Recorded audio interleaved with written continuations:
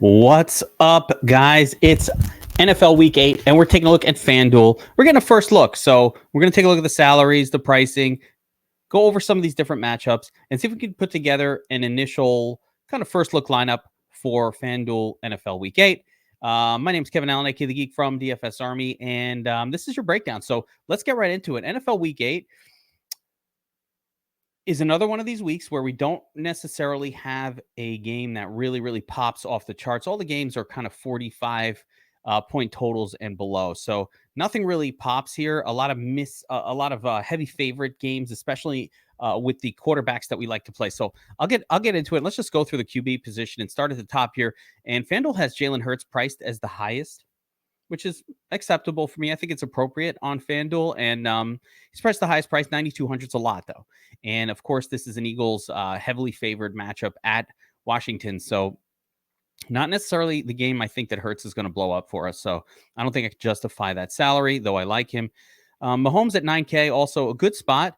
But, KC should be able to dominate this game. I don't really see a ton of need for Mahomes, but he did it last week without really needing to do a ton. So I'm going to keep him in mind. But again, 9K is quite a hefty price to pay.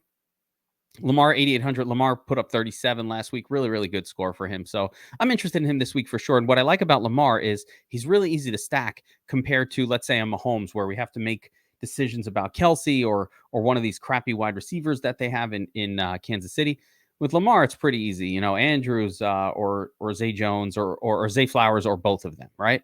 So I'm interested in Lamar, but that is a high price. And I kind of want to I want to see if we could build around a lower price QB. But yeah, if I'm making a cash lineup or trying to really cash, I'm probably going to pay up for one of these guys in that style of lineup. Tua, the Patriots have just not allowed big scores to opposing QBs on the season.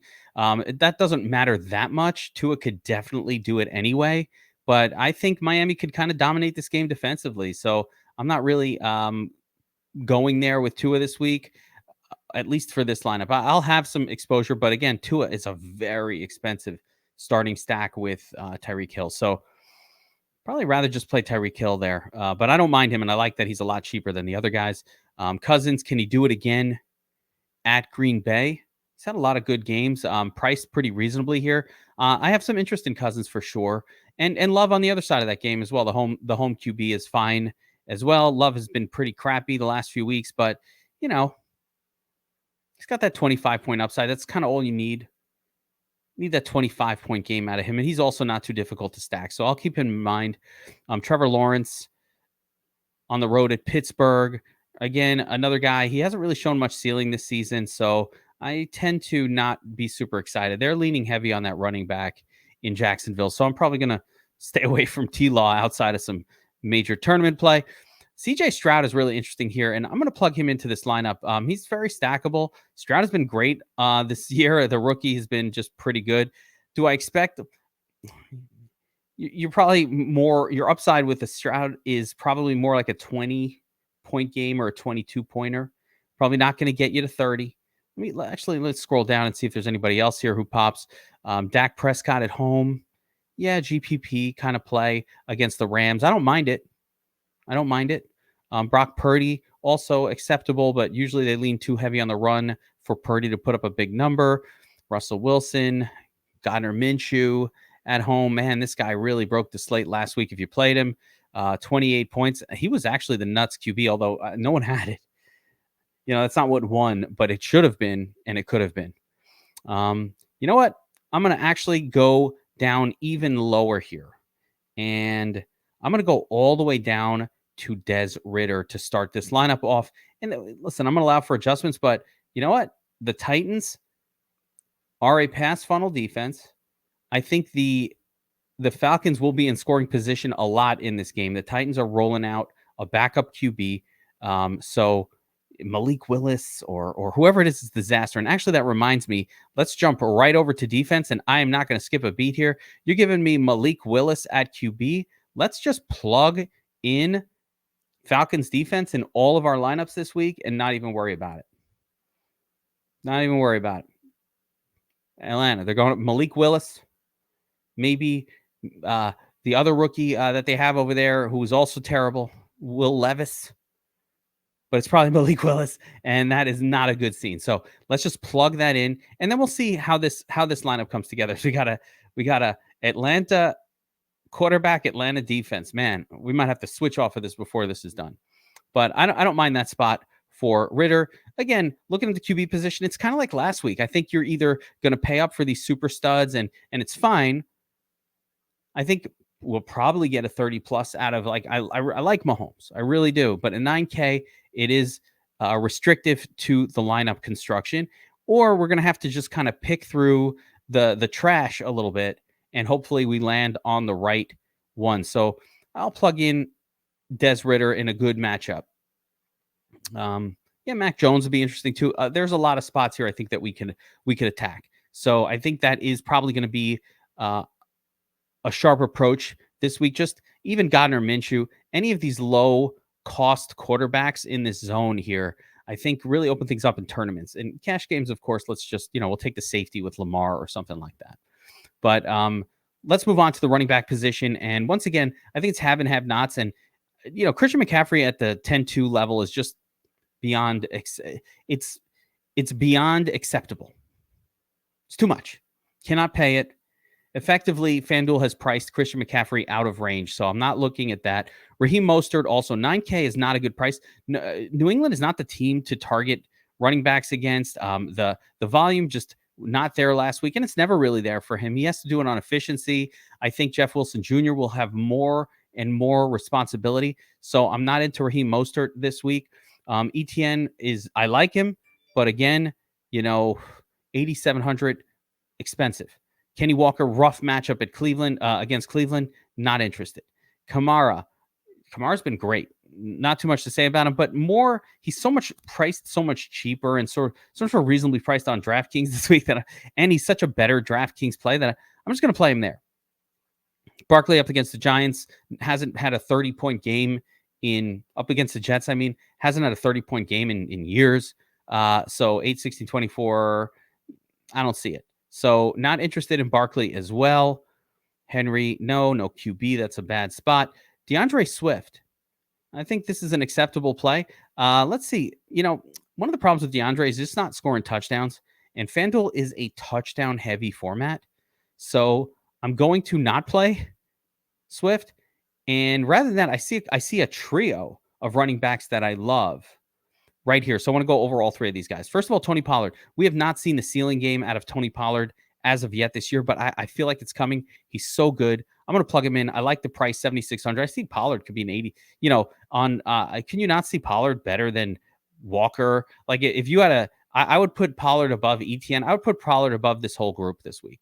So I really like Pollard there. The next one I really like is Breece Hall. He is getting more and more work. They're leaning heavier and heavier on him in New York. Lots of passing game work most weeks. I'd like to see more out of him, but we saw a couple of weeks ago when he had a good running back matchup, 22 carries, 3 targets, 27 fantasy points. I think we could see that again here against the Giants. The Giants are banged up. They're banged up at QB. They're just not very good.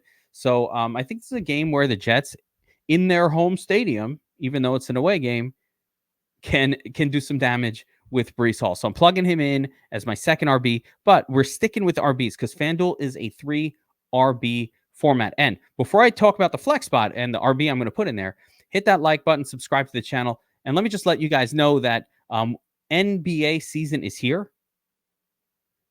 And we've got a special going at DFS Army. Code NBA23 gets you 23% off any subscription that includes NBA. That's including VIP for everything. That covers all our sports, or Core 4, which is the Core 4 sports. And if you want to try it out for free, you could go to the dfsarmy.com website, click right here on the free month offer, and we have a whole bunch of offers where you sign up for a site like Prize Picks or Sleeper or Jock Market or Owner's Box, and you get a free month of DFS Army VIP. This is totally worth it. So you could check it out. Check out our tools, the optimizer, all the good stuff that's been leading to so many win after win after win this year. So make sure to check that out as well if you like. But most importantly, doesn't cost you anything. Hit that like button, subscribe. Let me know that you're enjoying this style of content. Okay, so a couple other names. There's a lot of great running backs in this zone on FanDuel, and this is why I don't think we need to really go up here. So I'll talk about Pacheco. Pacheco getting about 17 touches per game. That's plenty in this Chiefs offense. He's a touchdown scorer as well. So that's fine by me. 13 carries, 4 targets. The target work, the targets are so great. I love that it's coming. And of course, we get the ultimate matchup against Denver's horrific rush defense. They are allowing the most fantasy points per game to opposing running backs, although they seem to have shored things up just a smidge lately. But this is the Chiefs, and they're going to fall apart. If we didn't play Pacheco, Jonathan Taylor, his role seems to be expanding week after week after week since coming back from the delay, so to speak, and I guess the IR and the injury and whatnot, but he's getting more and more carries each week.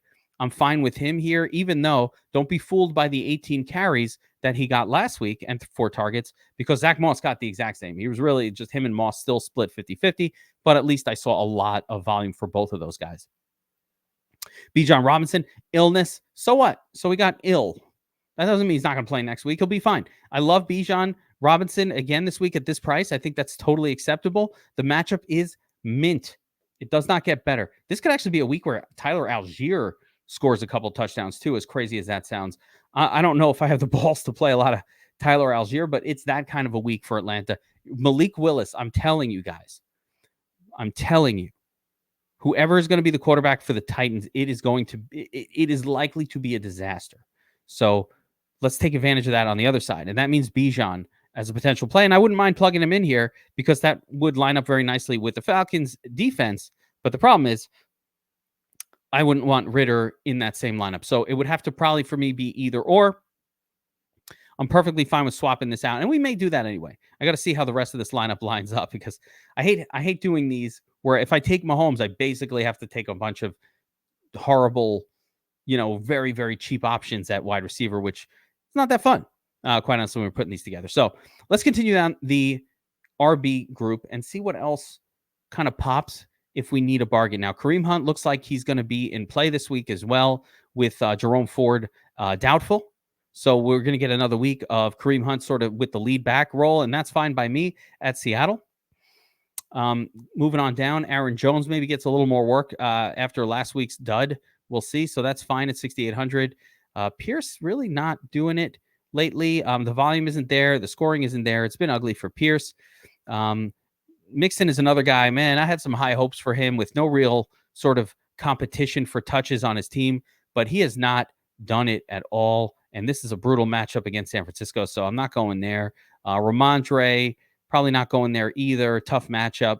Not so much a tough matchup, just he's also not getting it done. The volume just isn't there. 9 targets, nine carries. He got some targets late in the game last week, and I actually think that probably will happen again as Miami plays from behind. So I'm probably more interested in him on FanDuel, where the PPR upside is much stronger.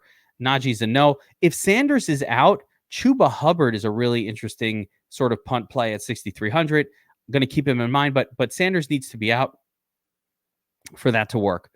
Javonte Williams, probably not. Alexander Madison, probably not. He hasn't been very good. And that about does it for the running back position. So I'm going to roll with Pollard, Hall, and Pacheco with a nod to Taylor, Bijan, Kareem Hunt. I think they're all very playable this week and almost interchangeable in a lot of ways. Like I have no problem if you swap this for, Taylor or Bijan, it's all good. As a matter of fact, I'm really liking this Bijan build. The illness thing, I have a feeling he's going to bounce back strong next week because of this illness thing. So, you know what? I'm going to plug in Bijan there, and then we're going to pull Dez and figure out a wide receiver position, our QB position from there. So, since I'm putting Bijan in here, I'm switching it up. Just switch it up. At Carolina, I want a home QB if I can get one. Can't get. These guys are all on the road. Jordan Love, I don't love that much. I was going to say Stroud. Dak Prescott would be really interesting for a build like this. I have not even considered a build with Dak. He had a good week last week, but I mean, he hit his absolute ceiling. I don't think the upside is there for Dak at all. So I'm going to go here with Lamar. And let's see if we can make a lineup work, paying all the way up for Lamar Jackson. They don't have a lot going on at the running back position anyway, so he tends to have to produce the touchdowns. Let's give it a shot. So 8,800 left here, or 6,350. Man, that is expensive. So that is going to be difficult to pull off. But if I have Lamar in my lineup, I certainly want to use Mark Andrews. He's 7,700.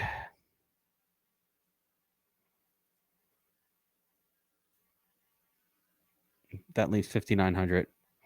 Nope, does not work. This is the problem with paying up at QB this week. Doesn't work. In order to make this work, I've got to use sub 6K wide receivers. I just don't want to do that. I think these are not guys that score touchdowns. And on FanDuel, you really need touchdown scores at every position group. So we're going to back that out. That did not work out. And I'll go. You want to chase Minshew Mania from last week? They're at home. You know what? Let's see if we plug in Gardner Minshew, little Minshew Mania, little chase from last week's big game. Why not? 6,900. How bad could it be? Right? He's not a great quarterback, but he can get it done when he gets it done. He's got a little swag. So that leaves us, let's see here, about 7K left per position. So let's just roll through. Actually, let's do tight end first. We'll talk tight end, and then we'll get to the wide receiver spot. That way we know how much we have left to spend. So, of course, Kelsey, great at 9K. Andrew, 7,700. I'm liking Hawkinson here at 6,500 as a pay-up option. But the one I'm going to go with, assuming that Deebo Samuel is out again, I'm just going to plug in George Kittle. I think he's an acceptable play. I think he usually gets 5 or 6 targets most games. There, 7 targets last week, and he's got the big upside. So I like plugging George Kittle in here. I think he's fine. Goddard is more of somebody I'm going to play with Hurts. Waller, just not into it. And Hawkinson is fine. Andrews is fine, probably with Lamar if we can make that work. Kelsey again at 9K. Really, really difficult for that to pay off, but it's fine. But he needs to put up another monster like he did last week to pull that off. So we'll see. Taysom Hill is actually playable as well. I think sneaky good play. Touchdown guy. He's working in that game quite a bit. Last week he had one of his best games ever, of course. I think as long as he's the starting tight end, I'm going to keep going to him. So I'm interested in Taysom Hill. Schultz is fine. And if I'm paying down, I'm probably going all the way down, maybe to somebody like a Tyler Conklin, who I think is an acceptable play as well. So if we really, really needed the salary, then we can go all the way down to like a Tyler Conklin and hope he gets a touchdown. All right, so let's shift over to wide receiver. And it's interesting that FanDuel really prices. I feel like their players a little sharper than DraftKings. Like they're much more appropriate to where they should be here on FanDuel.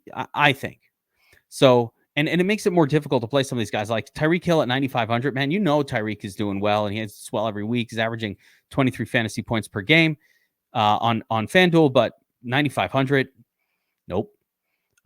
Same thing with Cooper Kupp at Dallas. Dallas is a tough defense. I don't care what you say. Kupp could have a good game, but 9,100, I just don't see it. Brown has been great, but again, price. Jamar Chase, tough matchup. Although San Francisco just got torched by the Vikings. And they are a vulnerable pass offense, apparently, or pass defense, apparently. So keep it in mind. Thielen priced all the way up at 8,200. Has there been a bigger shock this season than Adam Thielen and just doing what he's been doing, averaging, 17 fantasy points per game? He's up there with AJ Brown. He's up there with Jamar Chase. He's up there with Puka. It's crazy. What a year for old man Thielen. How long can he keep it going? I'm not doing it. Not clicking on $8,200 Thielen. Puka, no. CeeDee Lamb is interesting. I like Lamb at home taking on, this is a solid matchup for him. Rams don't necessarily shut down slot wide receivers in any special way, so I don't mind that spot. We'll keep him in mind. Ayuk, we've already got Kittle in here. You can't really play both, or I'm not interested in playing both, so I'll stick with Kittle. Jordan Addison, the big week last week, coming off of this smash game. I really like that what he did, but that would be more for a Kirk Cousins lineup. I think I would reserve him for that. Olave 7,300. You know what? Let's bring it back with Olave on the Saints, so we could build a little bit around this Gardner Minshew Olave and throw Pittman in there. There we go. A little Minshew, Pittman, Olave game stack here. I'm liking what I'm seeing. And close it out with, let's see, Calvin Ridley, the Riddler. Christian, no, we got Calvin Ridley. We can go with T. Higgins, who I don't love. Drake London's not a bad spot. I'm not sure if I love it with Falcons defense and Bijan. I think it's a little too much Falcons for my taste, but I do like Drake London a bit as a standalone play. How about Zay Flowers? Yeah, Christian Watson playable down here as well. Josh Downs is also playable in this matchup instead of Pittman. If we went with Downs, who I don't really want to. Let me see how many. He only got a couple. Yeah, that was sort of a bit of a luck, low efficiency game. So I'm going to go with Zay Flowers in the last spot. I like Baltimore in general. I like that passing offense this week, and I can't really afford Mark Andrews, so I'll roll with Zay Flowers. So here we go. Gardner Minshew, and again, tournament lineup, right? Gardner Minshew, not very good, but indoors, in a dome, at home, I think you can get it done here. So we got Gardner to Olave, to Pittman, comeback of Olave in that game. We got some one-off running backs at home. Tony Pollard, Breece Hall against the Giants, home stadium. Tony Pollard at home against the Rams. I like the spot. Bijan Robinson can easily switch this for any one of the other running backs that I mentioned earlier. Pacheco fits. I'm going to leave Bijan because I think it's kind of a cute call, but Pacheco fits in there. Jonathan Taylor fits in there. There's a lot of other names that can slide right into that spot. All good. So this is a really flexible spot. Kareem Hunt works. So this type of approach, we could do a lot of different things. And again, if we want to switch up this quarterback, really easy to do so by swapping out maybe a wide receiver or going down to Downs or something like that. So that's going to do it for FanDuel NFL Week 8. We'll be covering tons of this all week long. We've got tournament tactics coming up on Friday, and of course the showdown breakdown on Wednesday afternoons, looking at the Thursday night showdown. So make sure you subscribe to the DFS Army channel here for all that good stuff, and we will see you on the next one. Good luck this week.